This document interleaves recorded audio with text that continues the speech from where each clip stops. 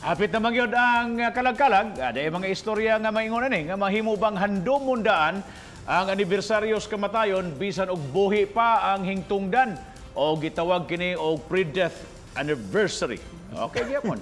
Bitaw ka sa babi na picture na nato kaniadto dihang nagpahimo ni siya siyang lapida. Kalibutan siyang lubnganan isip sumpa kuno siyang balatian. Si Charles, di ba? Busa atol sa iyahang ika-47 nga kasumaran sa adlaw na tawhan, gihandom usab niya ang unang tuig sa iyahang pre-death anniversary. Pagkatalagsaon gayod ani niya. Busa atong sayran pinaagi nining report.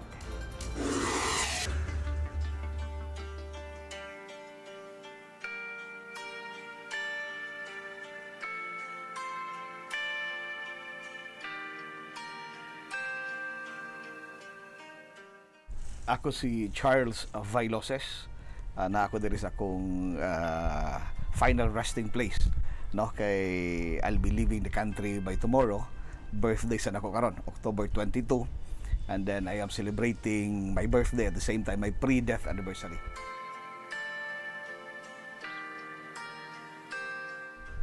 There was a time last year nga lahi na gyud, no. Murag maingon nato na nakas pre-departure area ni San Pedro tungod sa kong heart condition.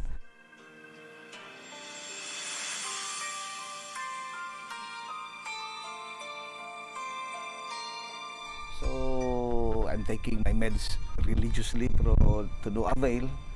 Imo ko murag panahon naman siguro. So that's the very reason nga to be practical nya why hassle sa mahabilin, especially usari anak nako. And then I did this para sayon lang kayo. And then number 2, makita nimo unsay kahimtang nimo if you are already here under the ground. Makita nimo sa inaong simulapida, unsay nakabutang diha, unsay surrounding nimo.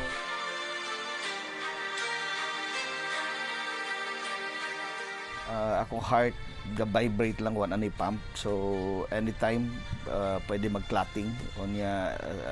In some ways ma-excited ko pwedeng ang clot ilabay sa heart, sa kidney, sa brain. Akong heart lubog das tubig, 1/4 lang makita. Akong lungs same thing, 1/4 lang makita, 3/4 tubig. Siguro na ako kay diabetic po sab ko, so bars 15 ka tabletas every day. And dili tiaw kay mahalon. So I spent like minimum of siguro mga about 40,000 per month akong maintenance sa tablet.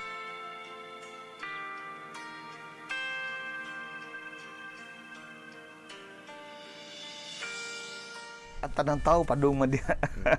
Mas edge ko nila. Okay. Preparado naman ko. No, ang kamatayon na agi na pirmi. Anytime, in any place, pwede ka. So, dapat mangandam gyud.